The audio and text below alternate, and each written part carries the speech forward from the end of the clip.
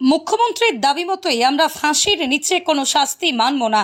আরজি করের ঘটনায় নৈহাটিতে দলের প্রতিবাদ মিছিলে হেঁটে বললেন ব্যারাকপুর কেন্দ্রের সাংসদ পার্থ ভৌমিক। এদিন নৈহাটির স্বপ্নবিথি পার্কের সামনে থেকে মিছিল শুরু হয়। অরবিন্দ রোড ধরে মিছিল আর ডিসি রোড হয়ে গরুর ফাঁড়িতে গিয়ে শেষ হয়। সংবাদ মাধ্যমকে বলেন সাংসদ, আরজি কর হাসপাতালে চিকিৎসককে ধর্ষণ করে নৃশংসভাবে খুন করা হয়েছে। মুখ্যমন্ত্রী আগেই অপরাধীর ফাঁসির দাবি জানিয়েছেন।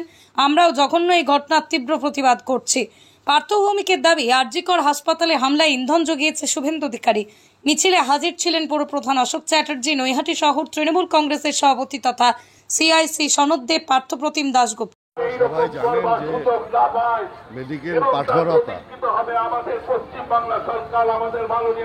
যিনি ভবিষ্যতে বড় ডাক্তার হয়ে মানুষের সেবা করার ব্রত নিয়েছে, তাকে আরজি কর হাসপাতালে নৃশংসভাবে ধর্ষণ করে নৃশংসভাবে খুন করা হয়েছে।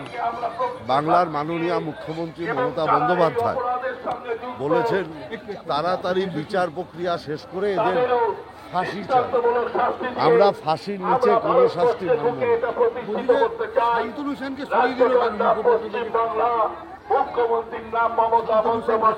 দলের নেতৃত্ব বলবে নিশ্চিতভাবে কোনো ঘটনা আছে যার জন্য সরিয়েছে। আমরা মূল সাবজেক্ট হচ্ছে যারা দোষী তাদের অবিলম্বে ফাঁসি চাই, কোনো শাস্তি না, ফাঁসি চাই। সিবিআইকে অবিলম্বে তদন্ত শেষ করতে হবে। সিবিআইকে অবিলম্বে তদন্ত শেষ করে ফাঁসির ব্যবস্থা করতে হবে। শুভেন্দু অধিকারী বলেছেন মমতা বন্দ্যোপাধ্যায় এবং বিনীত গোয়েল তথ্য প্রমাণ লোপাট করছেন, কি বলবেন আপনারা?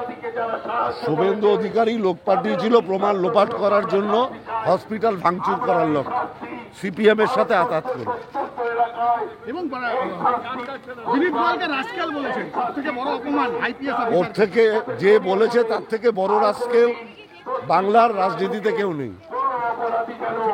দোষীকে দৃষ্টান্তমূলক শাস্তি ফাঁসি দেবে ততক্ষণ তৃণমূল কংগ্রেসের কর্মীরা রাস্তায় থাকবে, ঘরে থাকবে না।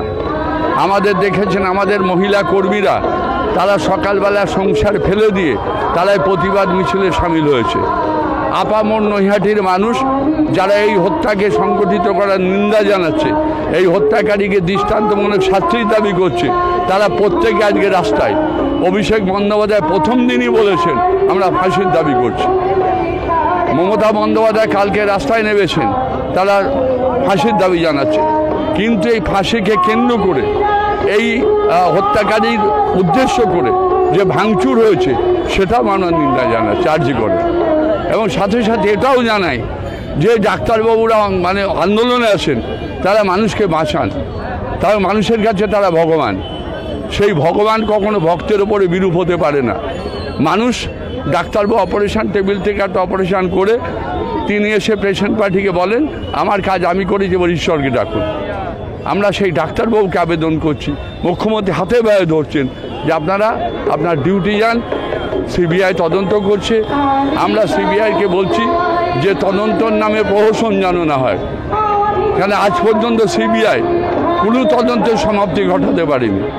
তাই স্বাভাবিকভাবেই এই তদন্ত অবিলম্বে তদন্ত করে ফাস্ট ট্র্যাক কোর্টে এই কেস নিয়ে গিয়ে দৃষ্টান্তমূলক শাস্তি, সেটা ফাঁসি, আমরা সেটা নয়। তার কারণ আগামী দিন এই ধরনের দুষ্কৃতকারী, এই ধরনের পৈশাচিক অত্যাচার যেন আমার বাংলার কোনো মামনের ওপর না হয়।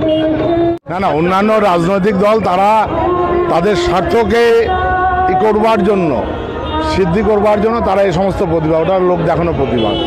যারা এই ঘটনার সাথে দোষী, আমরা চাইছি, আমার নেত্রী মমতা বন্দ্যোপাধ্যায় প্রথম দিনই বলেছে যে বিচারের নামে সময় কাটিয়ে এটাকে ছেড়ে দেওয়া যাবে না। যারা দোষী তাদের গ্রেপ্তার করে ফাঁসিতে ঝোলানো হোক। ফাঁসির দাবিতে আজকে আমাদের এই রাস্তায় নামা। যারা যারা দোষী তাদের ফাঁসির দাবিতে শুধু তৃণমূল না, সব রাজনৈতিক দল পথে নামছে। কিন্তু আরজি করের সম্পত্তি যারা ভাঙলো তাদের সেই সব, ওটাই তো বললাম, বাম এবং রাম রাতের অন্ধকারে তারা একটা আন্দোলনের, ছাত্রছাত্রীদের আন্দোলনের সুযোগ নিয়ে কিছু বিজেপির এবং সিপিএমের ডিওয়াইএফের কর্মীরা তারা যে হাসপাতালটাকে ভাঙচুর করে কোটি কোটি টাকা সম্পত্তি নষ্ট করলো। সিবিআই তদন্তে কতটা আশাবাদী আপনি? আমরা অতীতে দেখেছি সিবিআই একটা ঘটনারও উদ্ধার করতে পারেনি, তবুও আদালত যেহেতু আস্থা রেখেছে সেই আদালতের আস্থার উপরে রেখে বলি যে এদেরকে গ্রেপ্তার করতে হবে, নাটক করা যাবে না, এদেরকে গ্রেপ্তার করে ফাঁসি দেওয়া হবে।